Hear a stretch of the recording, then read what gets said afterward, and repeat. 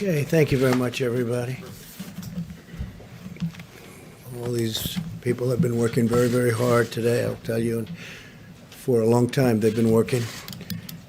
But before I begin, I want to express our nation's well wishes to Prime Minister Boris Johnson as he wages his own personal fight with the virus. All Americans are praying for him. He's a friend of mine. He's a great gentleman and a great leader. And he's, as you know, he was brought to the hospital today. But I'm hopeful and sure that he's going to be fine. He's a strong man, strong person.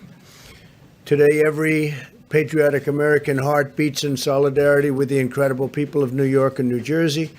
They've really become a very hot zone, but some very good things are happening. In New York, the first time where the deaths were less from the previous day. That's the first drop so far, so maybe that's a good sign. It could be. And the hospital levels are starting to perhaps decrease. It's been very short, but perhaps decrease. So we wish Governor Cuomo and all of the people in New York great, and New Jersey, your governor's doing a great job. He's doing a great job in New Jersey. They got hit very hard. I just want to say that the full power of the American government and American enterprise, it really is. This is an all-out military operation that we've waged, and especially over the last number of weeks. 50 states and territories have now been approved for major disaster declarations, which is very unusual. Thanks to the Army Corps of Engineers, New York City's Javits Center is now one of the largest hospitals in the United States. It's designated for treatment of the virus, patients, and staffed by hundreds of federal medical personnel deployed from 2 Army hospital units, and they're doing a great job. This was something that we didn't expect to do, but they needed help in New York, and we sent federal troops. Not only troops, we also sent a lot of very talented doctors, nurses, first responders. People are now running Javits. Also, as you know, the USNS Comfort, which is in New York, there's been a lot of publicity about that coming in, and all that was not supposed to be for the virus at all under any circumstances. But it looks like more and more we're going to be using it for that. So we'll see.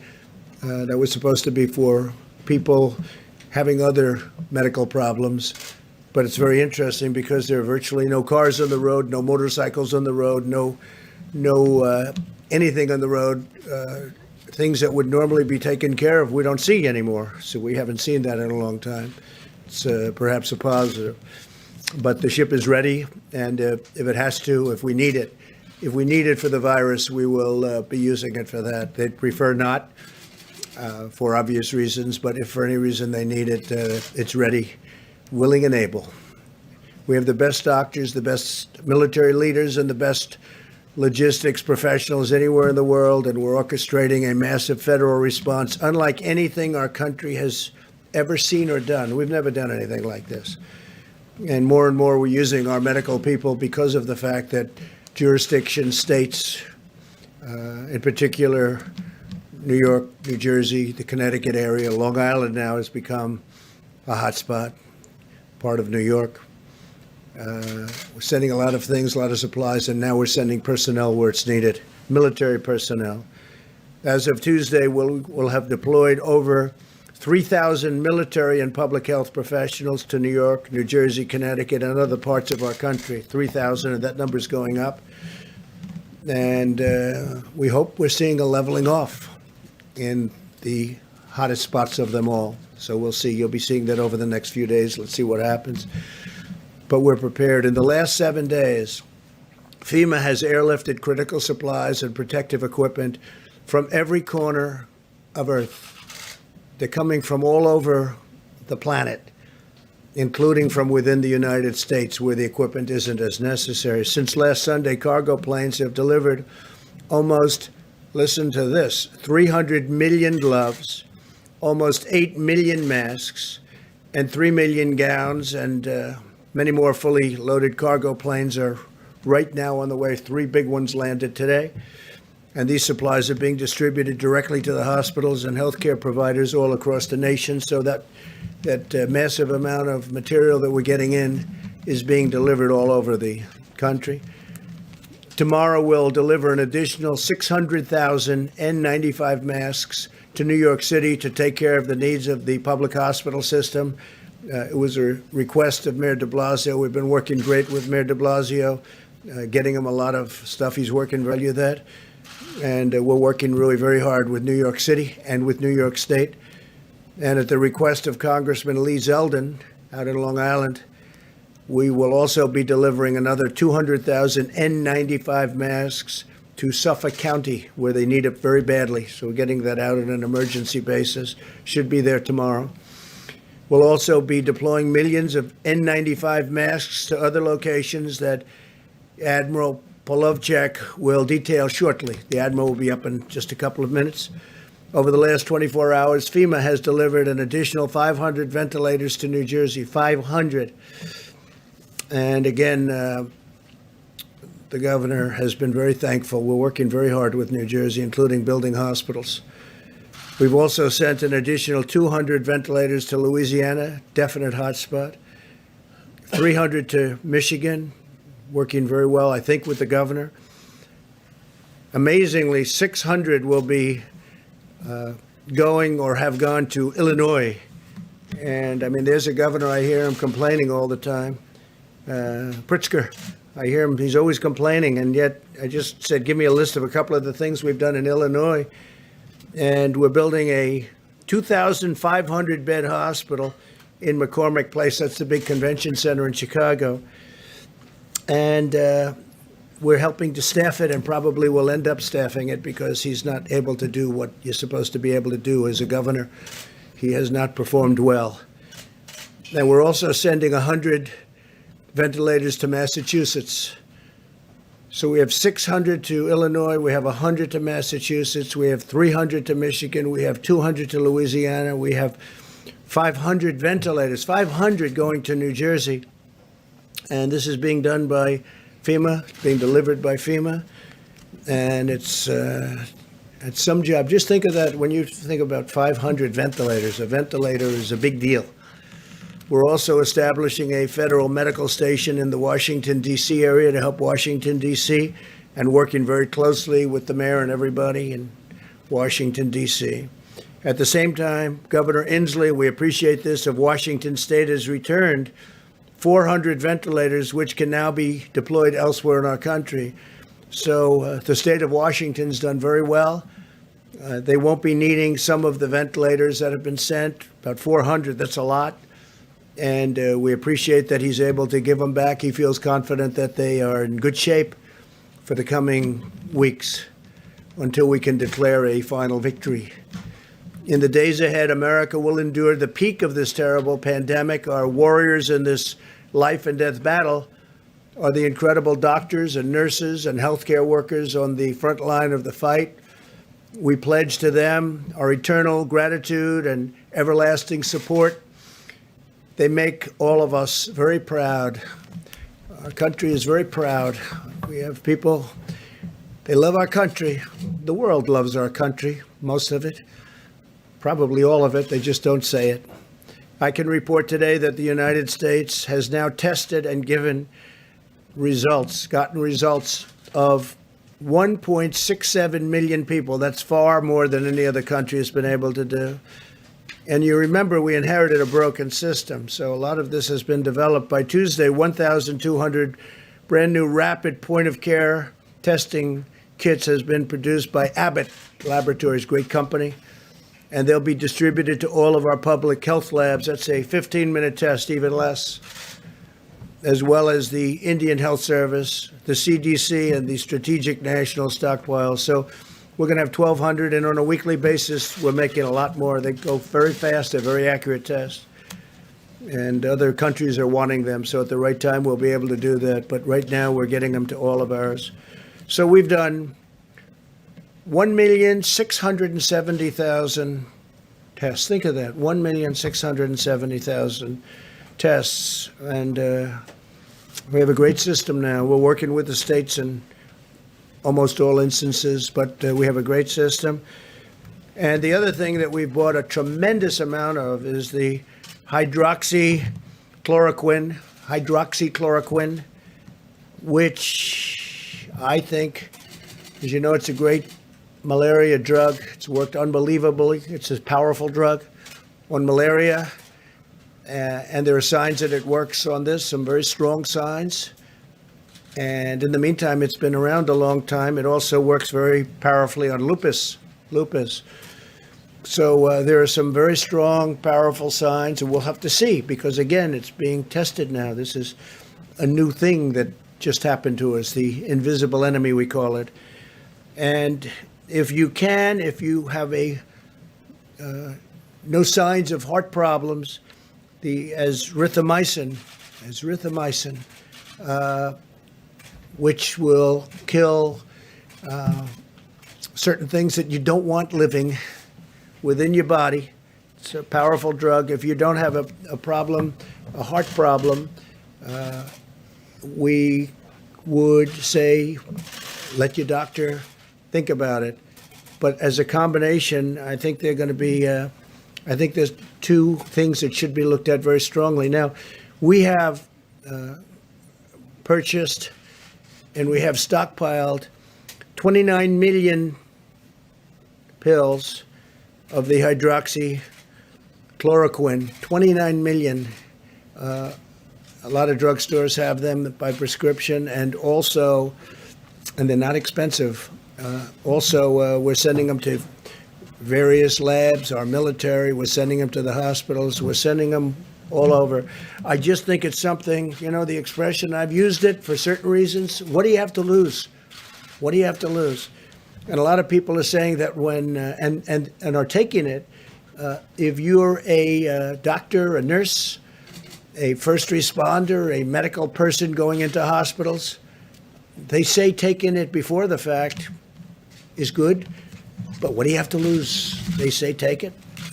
I'm not looking at it one way or the other, but we want to get out of this. If it does work, it would be a shame if we didn't do it early.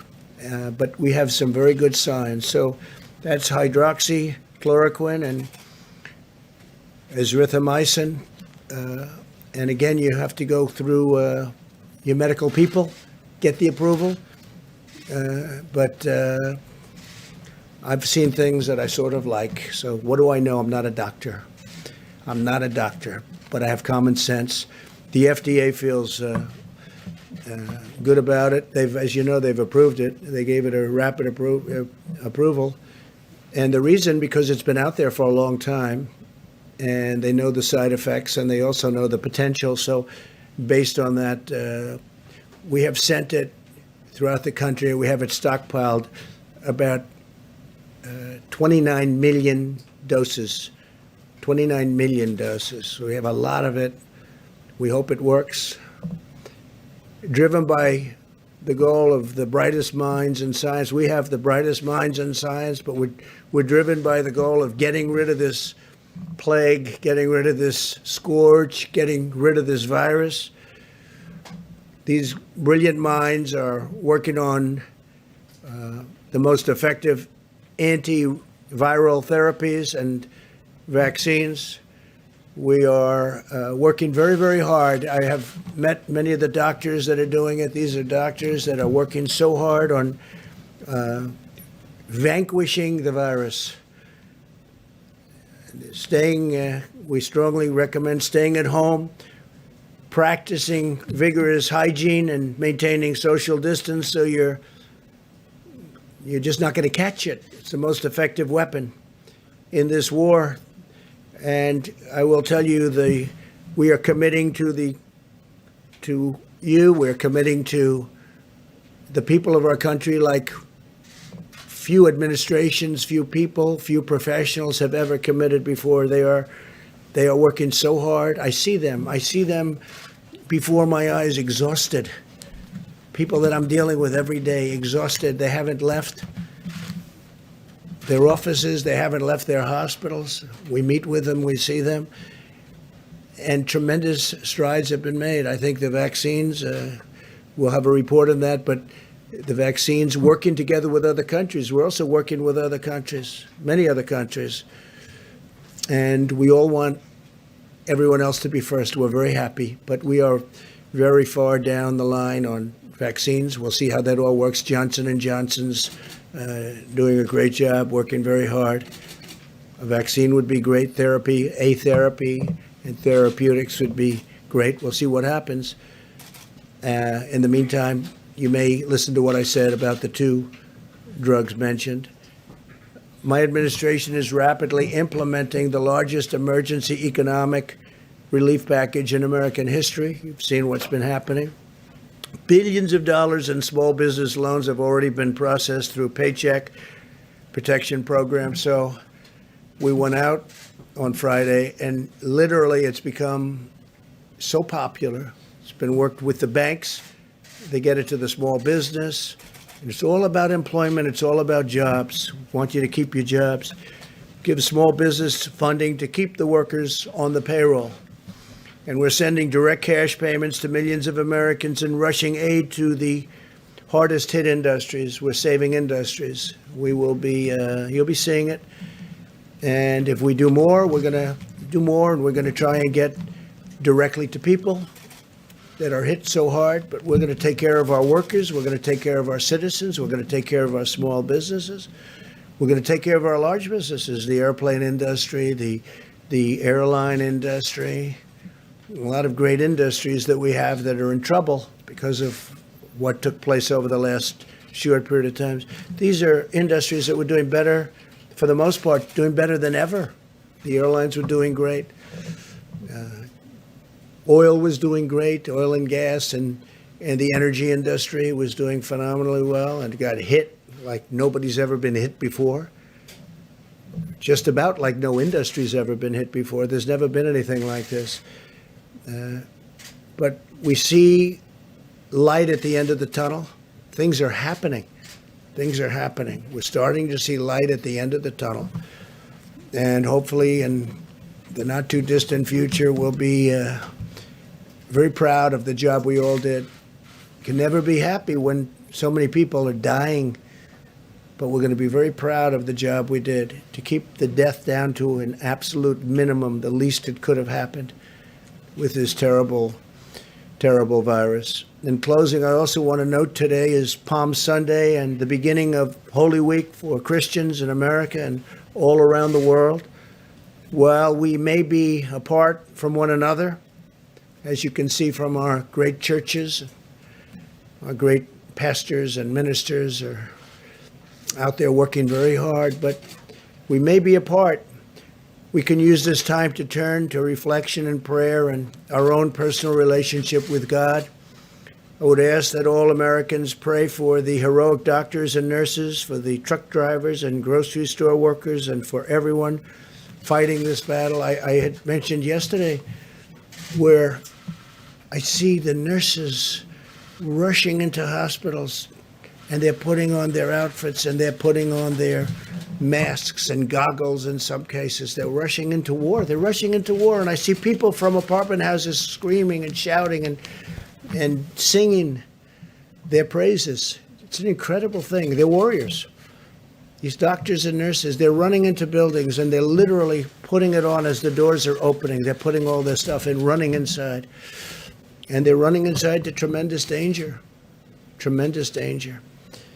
But most of all, I'd like to ask for your prayers for the families who have lost loved ones.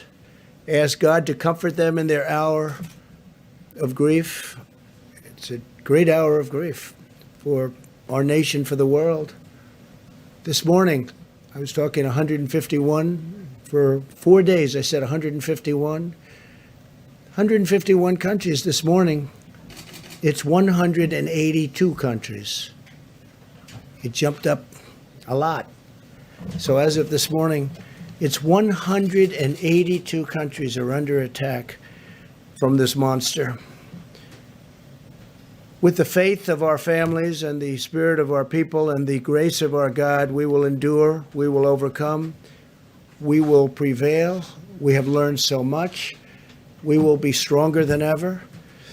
And I just want to thank everybody. I want to thank the incredible professionals on the task force also. We had a big meeting today. We were calls all day long to so many different people. And I think our package to get everyone working when we're ready is really turning out to be successful. We may have to make it larger because it's been really successful. But all of that comes back to this country. We want to get them back. We want to get our people back to work. Everybody wants to be back. We want to open up our country as soon as possible. So with that, I'm going to ask Dr. Birx to say a few words. And she's got some charts to show you. And thank you very much. Thank you. Thank you, Mr. President. As you can see from the hopeful signs in Italy and Spain, where we see finally new cases and deaths declining, it's giving us hope of what our future could be. We wanted to give you an update on where all of the states were. We're looking at this as states normalized per 100,000 citizens. It looks very similar to last week. We wanted to update you. We've been covering throughout the week the states that were moving on this map. You can see very clearly where New York is as a state, although this is very much still centered in the New York metro area. New Jersey is the orange line. The green line is Louisiana. That's followed by Massachusetts, and then Connecticut and Michigan are together in those lines towards the bottom. And then, of course, Washington, D.C. is now visible on this map, which was not visible before. And the yellow line towards the bottom is Washington State. Next slide, please. So this just summarizes all of the states we're tracking very closely at the county level. So we're tracing and tracking not only the epidemic at the state level, but understanding what's happening in county by county with new cases and, of course, also the deaths.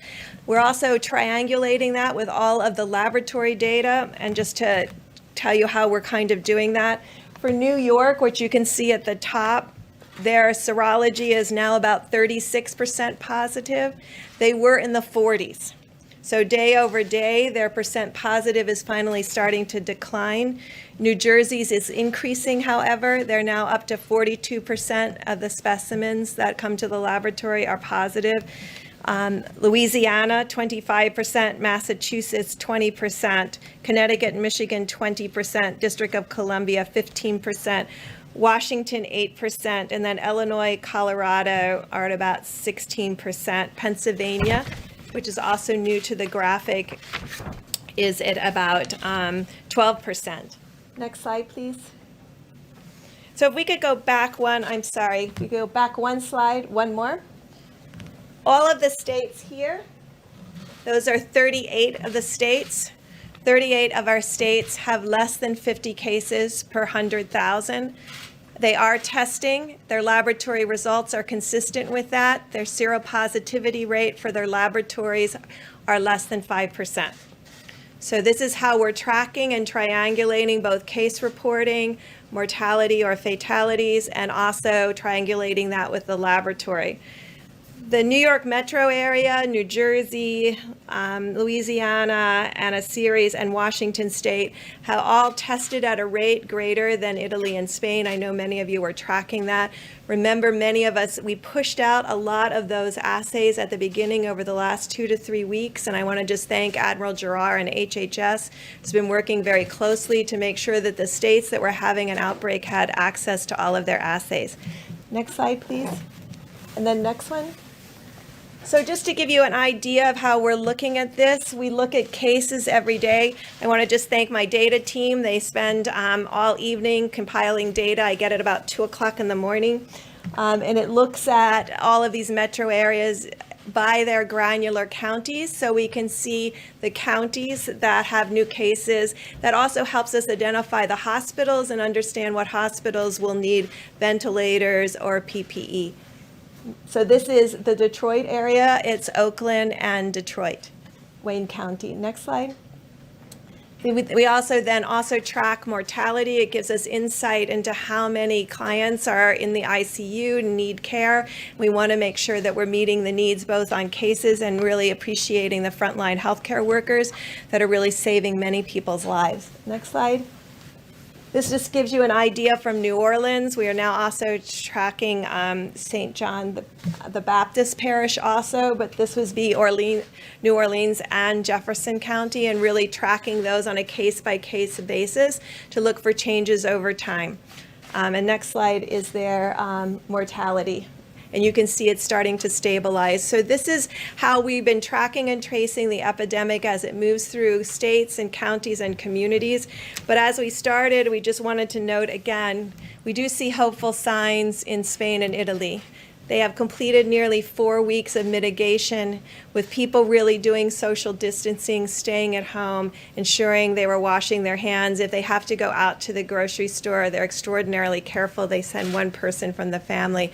And so we can really see that beginning to work. And we're very hopeful that over the next week, although we'll see rising number of cases of people who lose their lives to this illness, we're also hopeful to see a stabilization of cases across these large metro areas where the outbreak began several weeks ago. So thank you for your attention. Thank you very much. Admiral, please.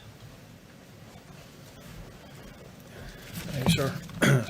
What I thought I would do is update on the air bridge first, and then follow up on Dr. Bricks and how we're geographically aligning the supply chain.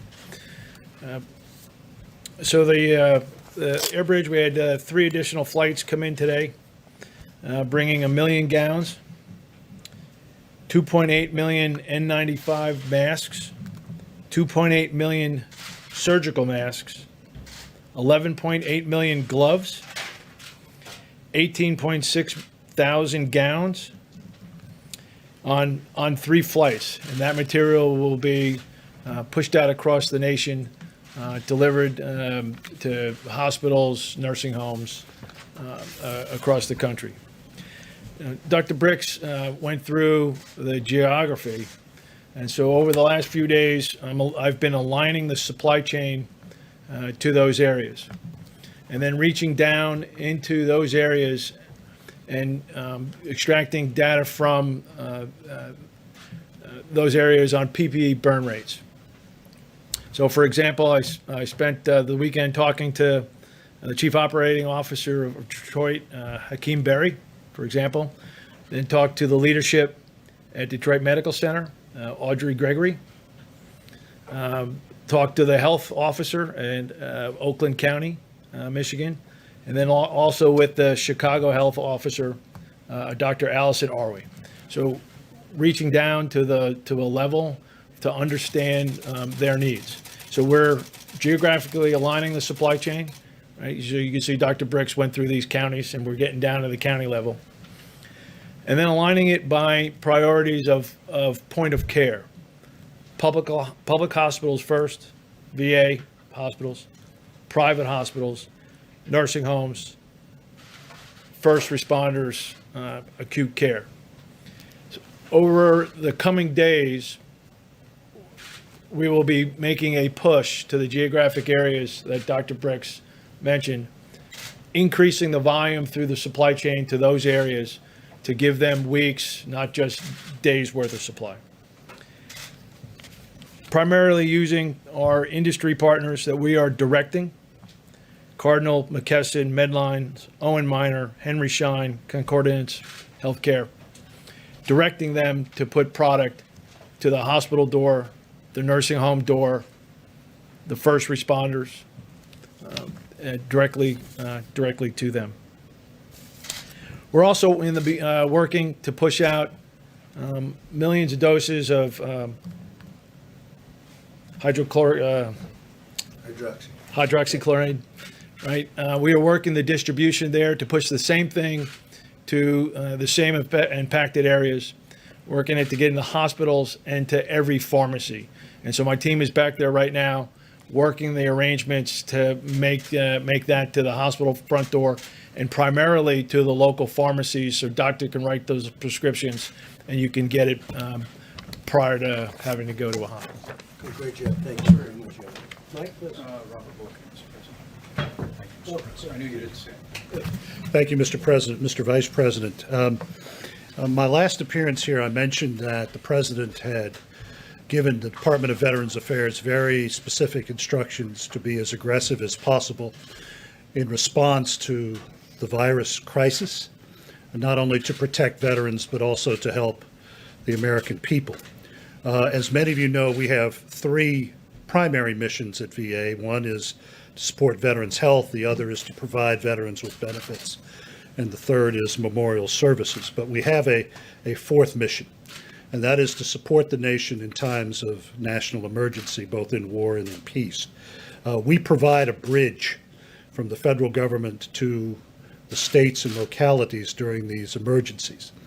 As a result of that, I have ordered our veterans' hospitals to begin preparing more than 1,500 beds to make them available both at the ICU and the acute care level to the states and localities across the country. As a result of that, we have opened up approximately 100 beds in the metropolitan New York area, in Brooklyn, and in Manhattan, and East Orange, New Jersey.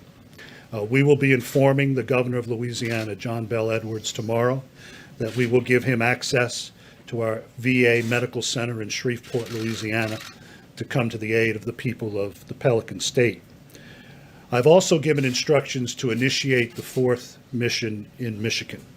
We will be providing the people of Michigan access to hospital beds in both Ann Arbor and in Detroit. We've also provided a pharmaceutical trailer to be used by the governor of Michigan at Cobo Hall to support the citizens of Michigan who will be coming into that facility for medical care. We have also informed the Commonwealth of Massachusetts that we will be helping them in their efforts to protect their most vulnerable citizens in two of their nursing homes. So, in accord with the President's instructions, the 400,000 men and women of the Department of Veterans Affairs are in this fight. We are in the fight not only for the 9.5 million veterans who are part of our service, but we are in the fight for the people of the United States. Thank you. Thank you. Thank you. Thank you, Mr. President. And you all have just heard from several members of the President's White House Coronavirus Task Force, and we are truly blessed to have the kind of leadership that we have.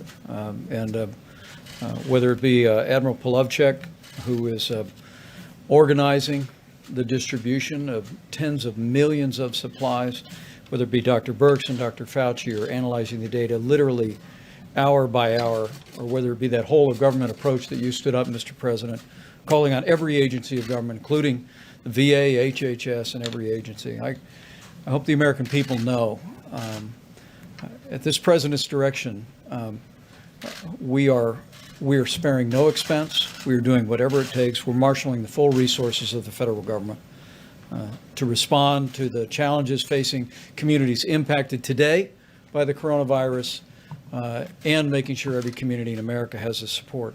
We've also, as the President said so many times, we've forged a seamless partnership with states around the country. As the President just reflected, by this Tuesday, with another 840 military medical personnel arriving in New York City, there will be some 3,000 Department of Defense and HHS personnel on the ground to supplement and to provide relief to healthcare workers, really at the epicenter of the coronavirus in the New York City area. And you just heard the VA is opening up bed space. In New Jersey, I spoke at the President's urging today with Governor Murphy. 500 ventilators announced today being built on the supplies that we have already provided. We were able to coordinate with him to extend all federal coordination on testing in New Jersey through May the 30th, if the need is there, and also opening up VA beds. I spoke with Governor John Bel Edwards in Louisiana, and was encouraged to hear from him that, as you heard Dr. Birx say, that new cases were down slightly. In fact, we're seeing a trend of some leveling among all of the governors I spoke to today. And I know what the Secretary of the VA just announced about opening up VA facilities has been a priority for Governor Edwards, but I assured him we're going to continue to send resources and supplies and personnel to support their health care. In Michigan today, I spoke to both Governor Gretchen Whitmer and Mayor Mike Duggan of the city of Detroit. Governor Whitmer and I spoke about a new program in Detroit that will make hydrochloroquine available for 3,000 patients through the Henry Ford Hospital. They'll be tracking in a formal study the results of that. But at the president's urging, I assured her that we're more than prepared to make hydrochloroquine broadly available to pharmacies and doctors' offices across the Detroit area as they deem appropriate. I also heard from Mayor Mike Duggan, as I told you, Mr. President, and he was so grateful to the FDA, not only for approving the Henry Ford Hospital test that will be exploring hydrochloroquine, but also for the rapid approval of the 15-minute test. In fact, Mayor Duggan told me that he was able to use the 15-minute test this weekend to test 150 first responders who had been sidelined because they'd been exposed to the coronavirus. They all got the 15-minute tests. They're all back in the line of duty, and the mayor couldn't have been more grateful. In Illinois, I spoke with Governor J.B. Pritzker as well as Mayor Lori Lightfoot of Chicago. As you just heard, not only have we sent 600 ventilators to the state of Illinois, but I assured the governor, I assured the mayor that while the principal focus that we have in the next several days is on the rising cases in the greater New York City area and Louisiana, that Michigan and Illinois are in the forefront of our thinking, and at the president's direction, we're going to make sure the people of Illinois, people of Michigan have the resources, equipment, and support that they need. The governor did express great appreciation for the fact that our Army Corps of Engineers had constructed 500 beds at McCormick Place, and before the end of this week would construct another 2,500 beds for an Overflow healthcare facility in Chicago. In fact, Mr. President, Mayor Lightfoot told me that the Army Corps was just outstanding in the job that they had been doing in constructing that extra bed space. As I close, let me just express, as the President did, our profound appreciation for Governor Kate Brown and Governor Jay Inslee. The state of Oregon and the state of Washington are leading by example. Oregon sent 140 ventilators to New York City. They looked at their circumstances and concluded that they could spare those at the point of the need. And because of the low and steady numbers in Washington State and in California, Governor Inslee today announced that they were sending 400 ventilators back to the Strategic National Stockpile, and those will be deployed at the point of the need. You know, not only are California and Washington State low and steady, but frankly, as I talk to governors and mayors today, I want to say to the American people that we are beginning to see the glimmers of progress. The experts will tell me not to jump to any conclusions, and I'm not, but like your president, I'm an optimistic person and I'm hopeful. And the truth is, we're starting to see cases and, most importantly, losses and hospitalizations begin to stabilize. But make no mistake about it, I want to say to the American people, if that holds, if that's happening, it's because of what all of you are doing.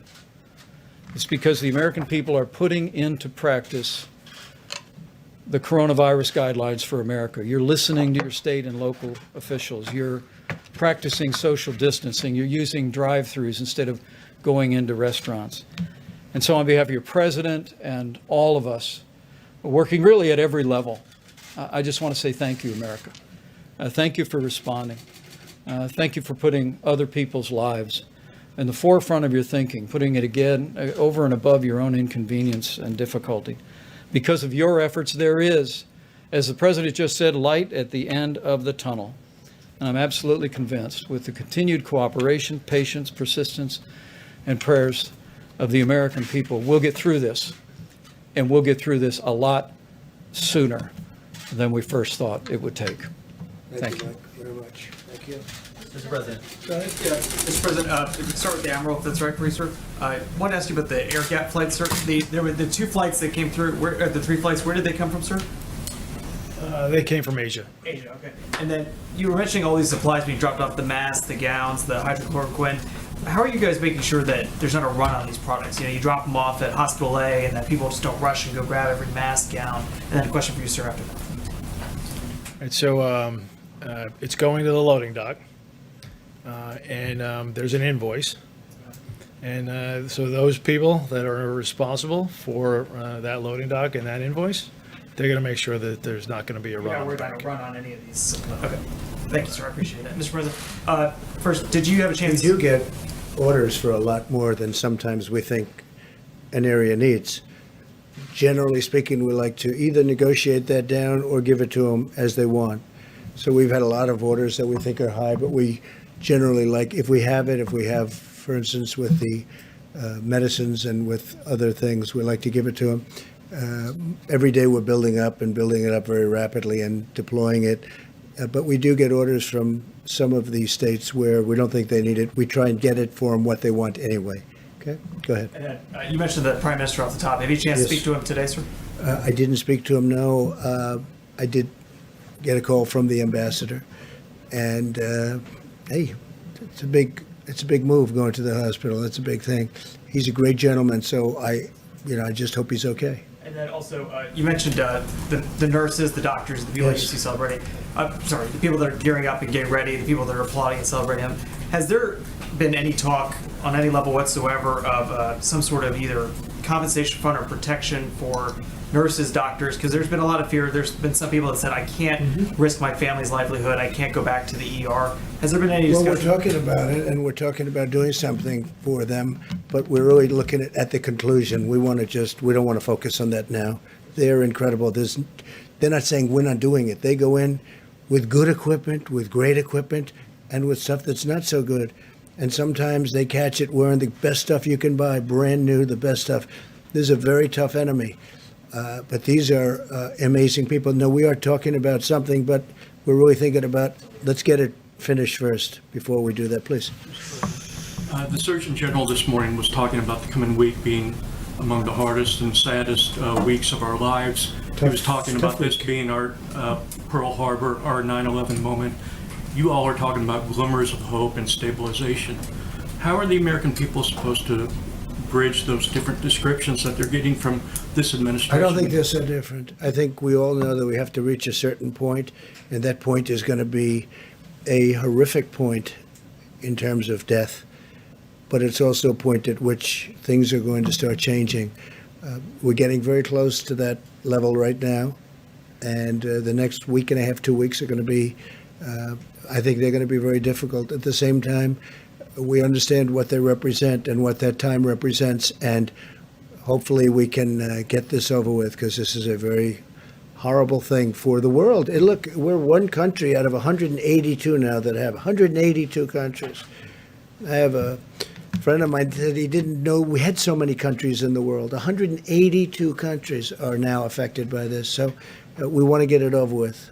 Okay, please. Those numbers, sir? Could I just ask one follow-up Yes. on those numbers that you were talking about earlier?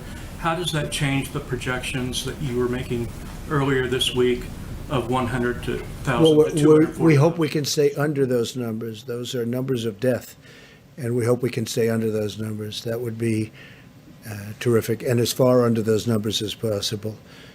Now, if we did nothing, you know that number too. But the American people really stepped up. So did the professionals. They just really stepped up. So we're hoping to stay under those numbers. And that means the minimum and the maximum, but we're hoping to stay under the minimum number. You know what that number was. Right, but do the numbers that you were talking about today, have they changed those projections? I would say the answer is yes, but I would also say that we're not going to know really in terms of a final toll until we get out to the end. And we're possibly not so far away. We're getting closer. But it's our goal to stay as far under that minimum number, the minimum number as possible. Okay? That's what we want to do. Go ahead. Mr. President, as President of the United States, your words carry enormous weight in this country and around the world. And while you acknowledge you're not a physician, You do promote these medicines extensively here. How do you not go so far as to be giving medical advice? And you said yesterday you might take some of these medicines even though you don't have symptoms. Are you still planning to do that? And how do you calibrate being enthusiastic and not playing doctor? Because I want people to live, and I'm seeing people dying. And I've seen people that are going to die without it. And you know the expression, when that's happening, they should do it. What really do we have to lose?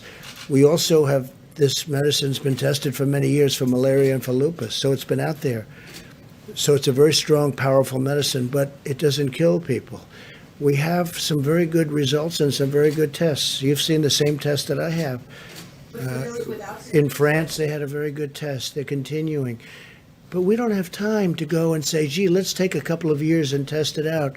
And let's go and test with the test tubes and the laboratories. We don't have time. I'd love to do that. But we have people dying today. As we speak, there are people dying. If it works, that'd be great. If it doesn't work, we know for many years, malaria, it's incredible what it's done for malaria. It's incredible what it's done for lupus. But it doesn't kill people.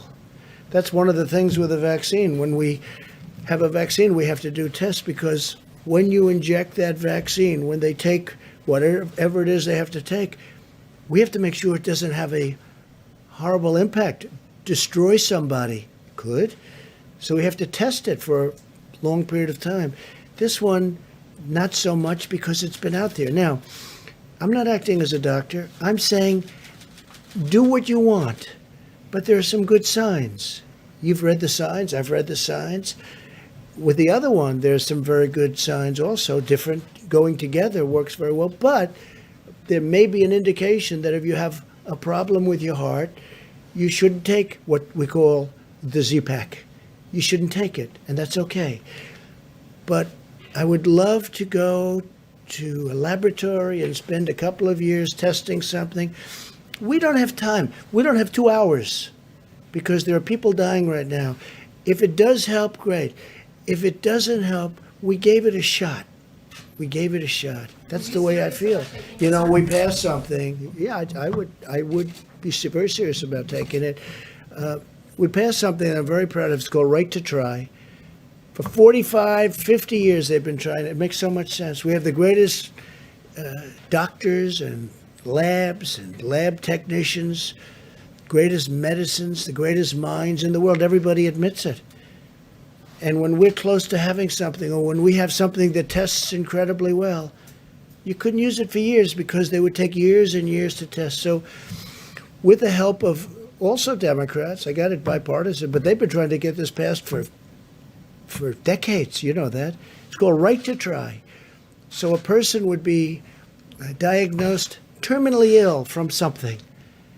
And in the old days, meaning before a year ago, they would say, do you think I could try this pill, this whatever, this medicine that's testing so well? No, you can't do that. You can't do that under no circumstances.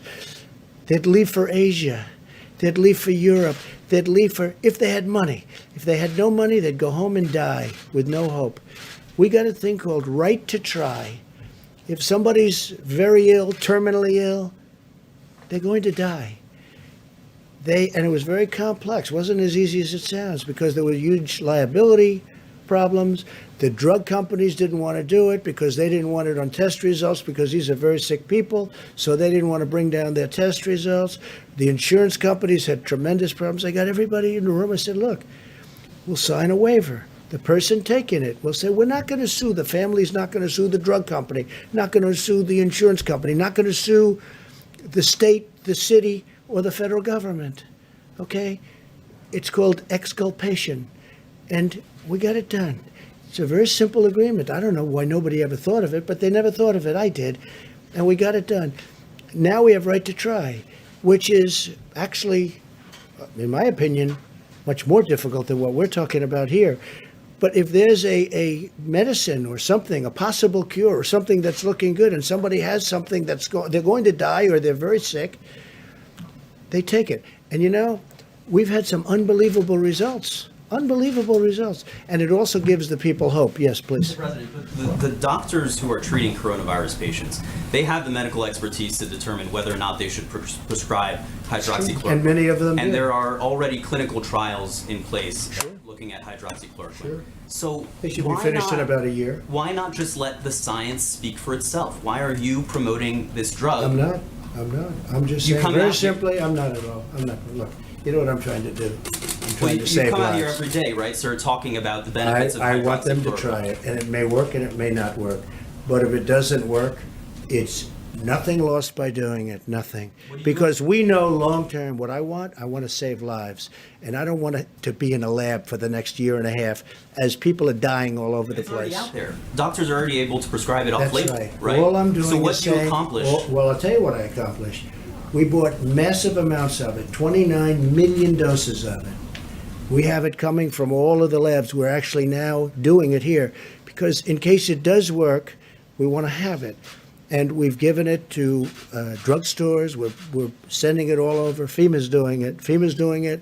We're doing it through different channels, many different channels, including the companies that make it. It's a very special thing. Now, it may not work, in which case, hey, it didn't work.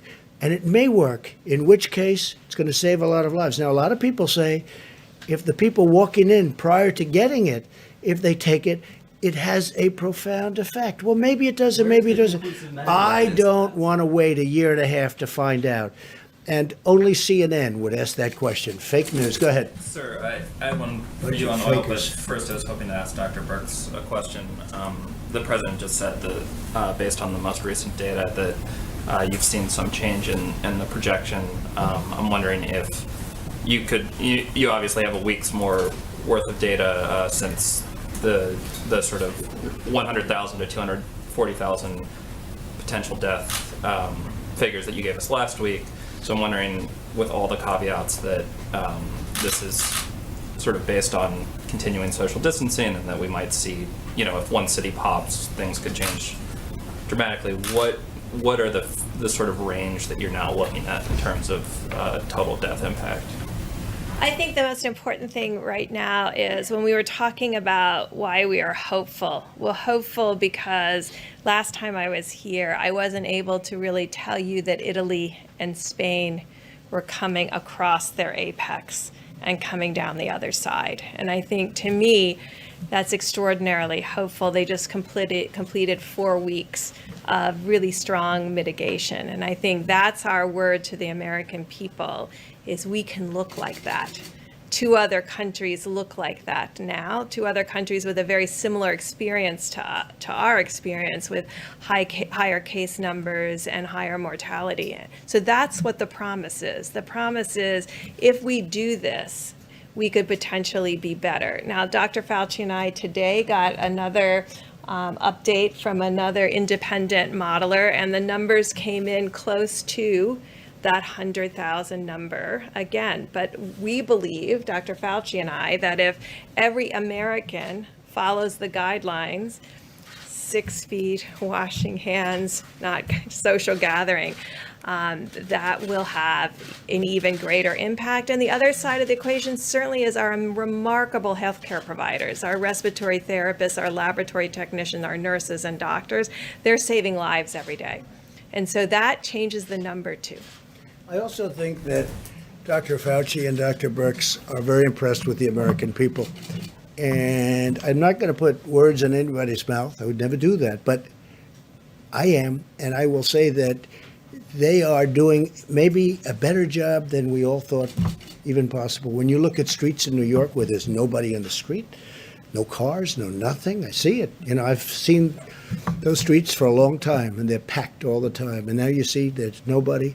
You look at other places, you look at what's going on in California, where they're doing a fantastic job. They really are. The governor's doing great.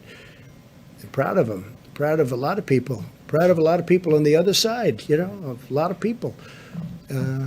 Really, I'm really delighted to work with people that, frankly, on other issues, I didn't get along so well with. We disagree on this or that. We don't have to go into that now. But we're getting along with a lot of people. And they're happy with us. We're happy with them. But I really believe that the American people are doing a better job than anybody would have thought even possible. And that's one of the reasons we can even be talking about the kind of number that we hopefully will be talking about, which is at the minimum level instead of the maximum or beyond. It's not even the maximum. It's much beyond the maximum level, which would be horrific. Yeah, please. Go ahead. Mr. President, Please. Secretary Esper mentioned the Department of Defense might be moving in the direction of using face coverings by former Vice President Biden, and mentioned that he was going to be using a mask whenever he goes out now. Are we getting to a point where we might see members of the coronavirus task force also wear face coverings? Well, it was voluntary as I saw it yesterday. And certainly if they'd want to, I would encourage it. I would have absolutely no problem with that if they wanted. We had a long meeting today. There's good separation.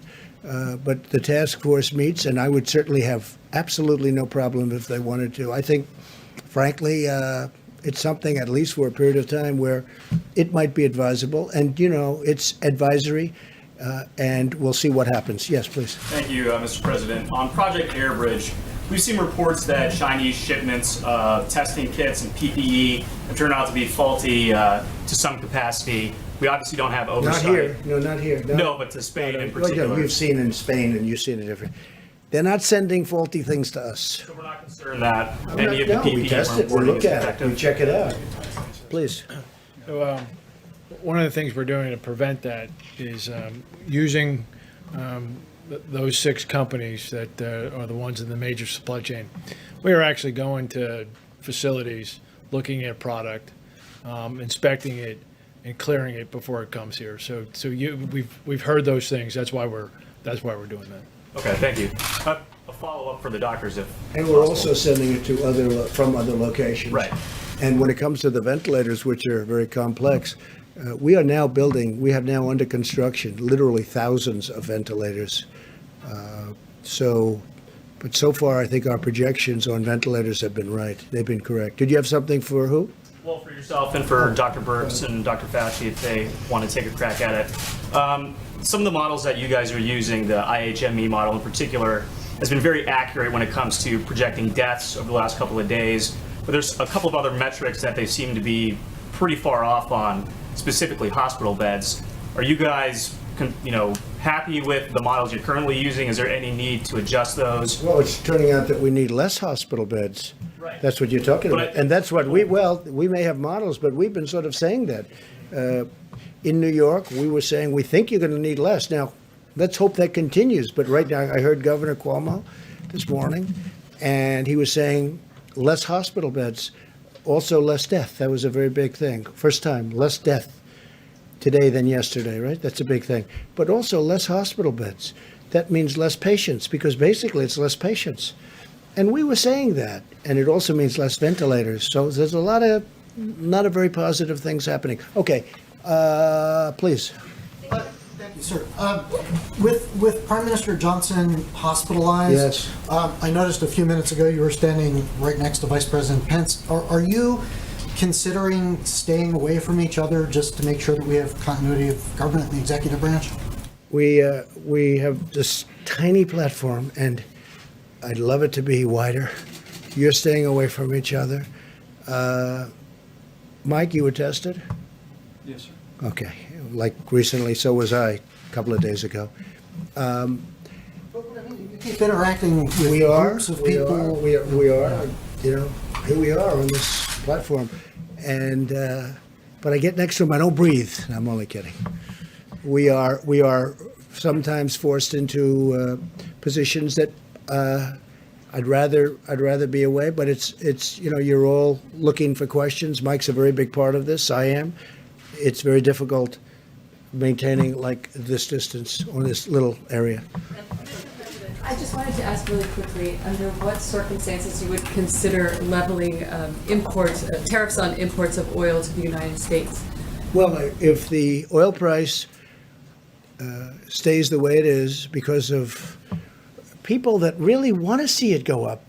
When I say we want to save a great industry, and we built a great industry in this country. If they don't get along, I would do that. Yeah, I would do tariffs. very substantial tariffs, because we're independent now. We have our own oil. And if I did the tariffs, we essentially would be saying we don't want foreign oil. We don't want any foreign oil.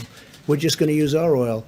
And that would help to save an industry. And, it's become a tremendous job producer. And it's great to be independent. We're independent. Our energy is now independent. We produce more oil and gas than anybody else, than any other country. And that all took place over the very recent time. Now, in the meantime, I'm seeing $91 cents a gallon out on the road. Okay, a lot of people are happy. I see very inexpensive jet fuel. We're trying to save the airline industry, but I want to save our great energy industry, and that's what we're doing. Yeah, so I would absolutely do that. And what we'll do, the price will still be very low, but what we'll do is we'll save, and very importantly, we'll save tens of thousands of jobs. One of the other things we're doing is having oil shipped to our strategic oil reserves, okay? And, we're buying it for the right price, and we're shipping it. In some cases, we're storing it for nothing. They're there. We're filling up our reserves with this very inexpensive oil. Nobody thought they'd ever see a price. This is like from the 1950s, where they had big dollars, okay? So, no, I would use tariffs if I had to. I don't think I'm going to have to, because Russia doesn't benefit by having this, and Saudi Arabia doesn't benefit by having. Oil and gas are their major sources of income. So it's obviously very bad for them. But we have an industry that's a very important industry, and it's really formed beautifully. It was the virus that killed it, because what happened is it's down 40% from the day this happened, 40%. Otherwise, it would be doing phenomenally well. So that's it, yeah. Mr. President, can we get an idea of timeline for those people that are waiting for the stimulus checks? How many more days they may have to wait? And then Speaker Pelosi today, or I think last night, said in the next bill that they would like to see additional stimulus checks made. Have you guys thrown around an amount of how much money? No, but I like the concept of it. I think it's good. We're talking about a different way of doing it, but I like the concept. I like the concept of infrastructure. Our country has to be rebuilt. They spend all this money in the Middle East, $8 trillion. We're up to now $8 trillion in the Middle East.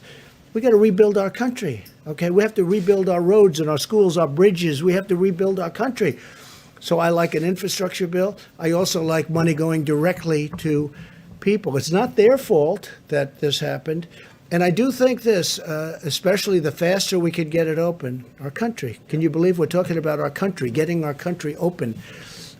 The faster we get it open, the bigger the boom, the bigger the rocket ship going up. I think it has a chance to go really quickly, relatively quickly. I'd like to see very quickly, but we'll see. But part of the stimulus and part of what we're doing, that will help it. And the nice part is we're paying practically zero interest rates. We're paying very little. It's one of the reasons I like the infrastructure bill, because we're borrowing, we have a strong dollar.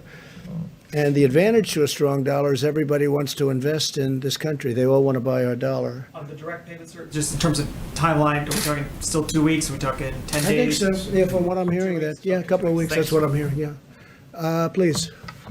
Sir, I wanted to follow up on the hydroxy question. Thanks for the numbers. Has there been any tension with the medical staff on that? Are they in agreement with Yeah, we discussed it with the staff. We discussed it with FDA. Well, FDA approved it, so which is another point. I mean, it's been approved by FDA, which is very important. If it wasn't approved by FDA, then I couldn't do this. But FDA has approved it, the hydroxy. And also, if this turns out not to work, are hospitals and doctors going to be exculpatory from the federal government under the right to try? No, we'll see if it works. No, it's not going to hurt people. It can help them, but it's not going to hurt them. That's the beauty of it. You see, it can help them, but it's not going to hurt them. What do you have to lose? Okay, question in the back, please. Yeah, obviously we know anyone can spread the disease, right, unwittingly. Right. So why even not have a few businesses open? Why not just shut everything down? There are grocery stores that are open, fast food places. Why even take a little chance? Just shut it all down for temporarily. We'll answer that question later. All I can say is that right now things are looking really good, and opening up with a bang will be a great thing, and there's nobody going to be happier than me. Please, go ahead. Just to follow up on your comments about the ventilators, Yeah. the IHME model suggests that 32,000 ventilators will be required by the peak in mid-April. GM is not expected to have ventilators ready. 32,000 will be what? required across the country. In GM, addition to the ones that we've already sent? just in. Don't forget, we have almost 10,000, a little more than 9,000 right now. And those are ready to rock, should we need them. And we had to keep it, you understand that flexibility, so that if we need them in New York, which we might not, if we need them, but they're ready to move. We're already military, it's a military operation. We are ready to move. They'll be moved immediately into whatever section of the country we need. Would you like to answer that, brother? Yes, sir. So, correct. FEMA's working on a plan to be able to move ventilators. So, for example, the DoD gave another 500 ventilators. They're on the move, being staged at Fort Dix to be able to rapidly deploy them to locations. And to include, you heard the president mention states giving to states, things like that. So there's the ventilators that aren't in use that conceivably we could rapidly move as well. Right, but you mentioned that there were thousands that are currently being made. Yes. So I just wondered if there was any update with GM and Ford, just because. No, but they're not going to be long. They've started, GM, Ford. We have 11 companies, approximately 11 companies building them. And we're going to have a stockpile for future. Hopefully we never have to use them. They should have. The hospitals, the states should have bought a stockpile. They didn't do that. So we've made up for it. But if we have extras, other countries need them. I mean, you see UK needs them badly, France needs them badly, Italy needs them badly. They need them. So it's complicated. It's a big piece of equipment. It's expensive. And we'll be able to help other countries after we take care of our needs. Yes, please, go ahead. Yeah, thank you, sir. On infrastructure spending, as you have I remarked. actually chose you, but that's Oh, okay. Let him go. That's all right. Go ahead. On infrastructure, you've remarked about how empty the roads are. Is there any way to speed up infrastructure? I mean, the Beltway in Washington, it takes forever to do any road repairs because of all the No, I traffic. know, because they don't do construction techniques that work and that are better. I mean, I see a highway, and which is what I do. I do construction, what I did. I see a highway. That's good, but it's got a bad top. And it's got a big base, concrete base underneath. And I'll see them come in. I don't want to say where, but I could tell you, I could give you plenty of examples. And they rip the hell out of it. They take out the base. They take out everything. Now they pour a new base that isn't as good, isn't as deep, isn't as thick. The concrete base was fantastic. The footing, it takes forever. Wait a minute. It takes forever. And instead of scraping out the asphalt or whatever may be the top, scraping it off and putting the new asphalt down, putting the new median in, they could have done it. And then they open the highway and it starts to crack. The reason is because it hasn't been set. And they spend 10, 15, 20 times more money than they have to. I never believe when I watch these people doing highways and doing roadways and doing work, how they take the most expensive solution and the bottom line, the job itself is far worse. What I'm getting at is taking advantage of the fact that so many people are staying at home, not on the roads. Is there a way to do it more cheaply? But hopefully they're not going to be staying at home for long. Hopefully this will be out and we're not going to have that kind of time. If we have that kind of time, we made a big mistake. Please, go ahead. How many rapid tests has the federal government already deployed across the country, and which regions have received those tests? Who has that information? Go ahead, Mike. The 15-minute test has really been a breakthrough. I reflected on the progress that they've made in Detroit to put first responders back on duty with the Abbott Laboratories test. Abbott Laboratories started last Tuesday producing about 50,000 tests a day. And I'm informed that there are about 18,000 of these machines already all across the country. I mean, they're actually the same machines that you use to get a strep test quickly when you go to the doctor. But now Abbott is surging these new 15-minute coronavirus tests out to healthcare professionals and healthcare facilities around the country. In addition, as the president said, FEMA has purchased 1,200 of these devices. We're distributing them to all 50 states and the Indian healthcare system. And then we'll be distributing the tests. Dr. Burks, is there anything to add further on that? So Okay, further. They've already received these tests? Let me ask Admiral Polovchek about the 1,200 devices. I didn't hear the question. Have they received the 1,200, or what's the timetable? I believe they're on the shelf at Abbott, a good majority of them. Tuesday they go out. Right, yes, sir. So I don't have the exact numbers. I think there is some manufacturing in there, but They a go out large Tuesday. balance of them are on the shelf. Some have gone out, by the way, but the big bulk of them go out on Tuesday. Yeah, please. In some of these previous briefings, you referred to the federal government as the backup. Today, there's definitely a different approach here, I think, with the distribution. The sense of it in listening to your presentation today is that you are embracing taking a leader role for distribution. Is there a change? No, there's not a change, but we're supposed to be the backup. But like in Illinois, the governor couldn't do his job. So we had to help him. We're sending 600 ventilators. We're building a hospital in McCormick Place. So we have some people that we're not able to do. We have other people that needed a little help. In New York, we had to give a lot of help, but we've worked very well with Governor Cuomo and with Mayor de Blasio. But no, we are meant to be the backup, but we've taken on a much bigger role than that, and that's okay. I have no objection to it. Now, in some cases, it's worked so well where they're actually now seeing they think they're over the big problem, and they're actually calling us and they're saying, you can take your equipment back now. But we're really deployed as a backup, but I feel we're much more than that. They've done a much better job. I will say this. I don't think that the people that have represented this country, the federal government, whether it's the admiral and the generals and all of the people that we call to the fore, they're heroes for what they've done. What they've been able to do in a short period of time, they took a system that was broken, just like we did the military. Our military was broken. Our military was depleted. And it was broken, and we've rebuilt our military. We've rebuilt this whole system, too. And in a way, Kelly, I appreciate your question because you're hearing all of the things that the millions of masks, the hundreds of thousands of gowns, and they're surgical, they're protective gowns at the highest level. We're getting it to the various states. And most of the governors are very happy. Now, a lot of times, it's politics. Maybe I do the same thing. I don't know. But they'll try and act not so happy. I will tell you, when I speak to them or when Vice President speaks to them, they're singing the praises of all of these people. So I always take umbrage when somebody says something about what we've done. Now, to do this should have taken, to do what we've been able to do and to build it to a level, should have taken a year, should have taken 2 years. They did it in a matter of weeks. And we're helping states. No, it's them.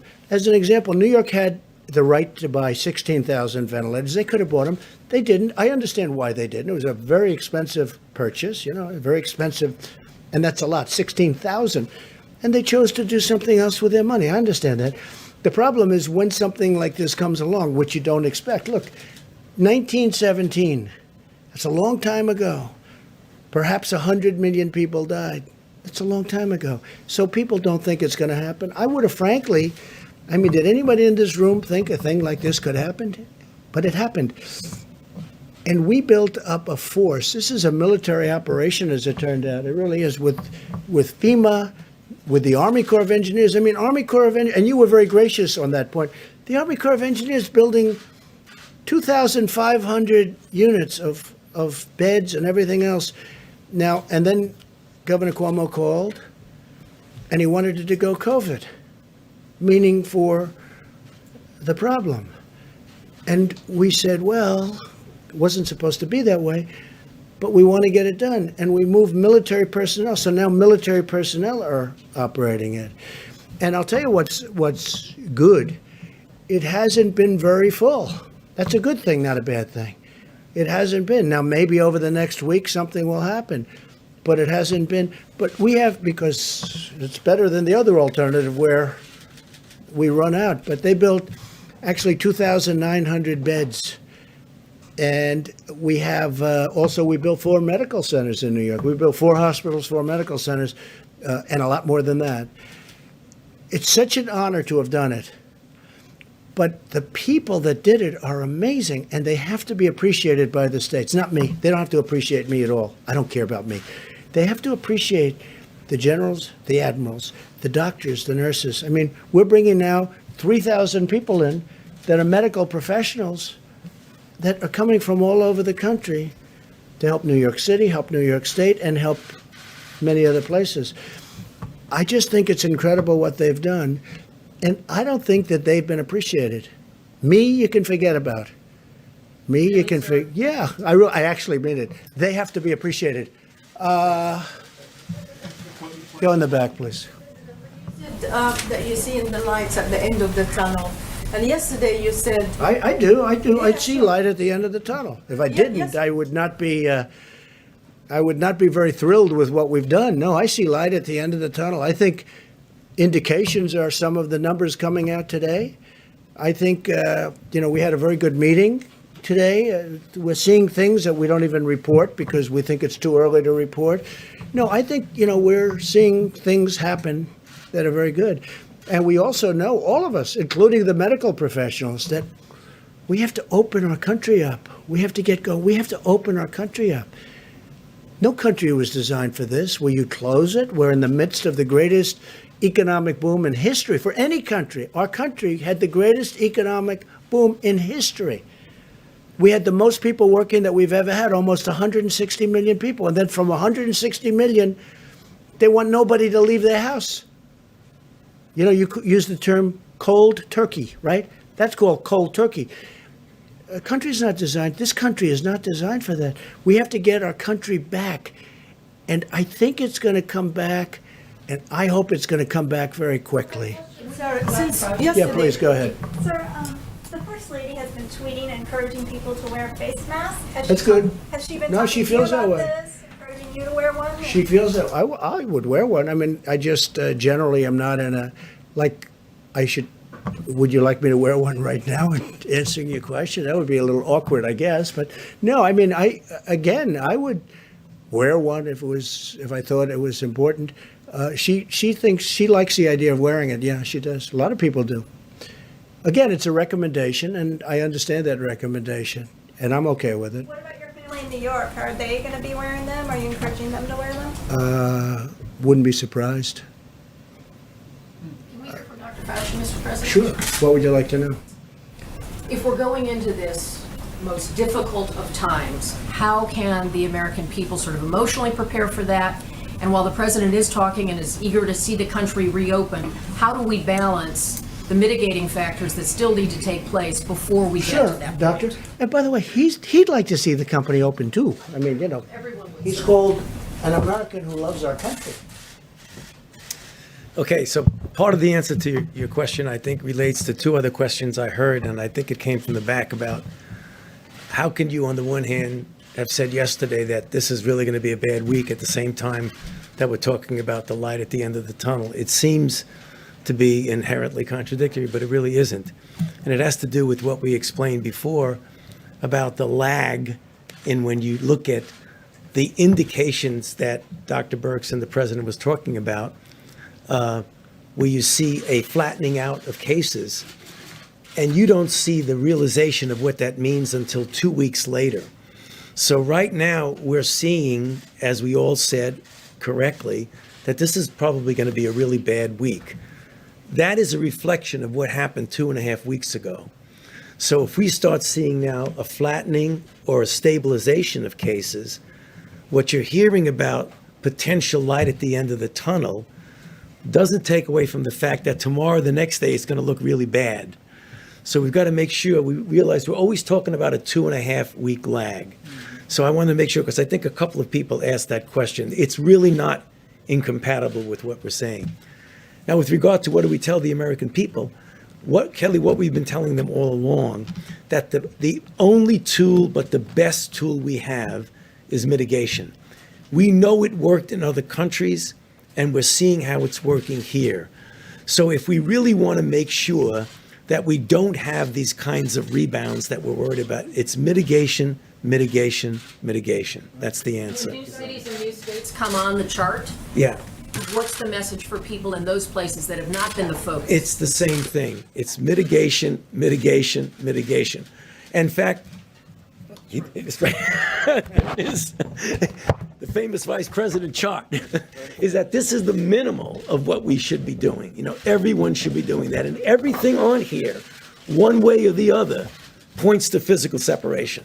Whether it's no crowds, whether it's 6 feet, whether it's staying away from theaters and restaurants or what have you. And churches Exactly.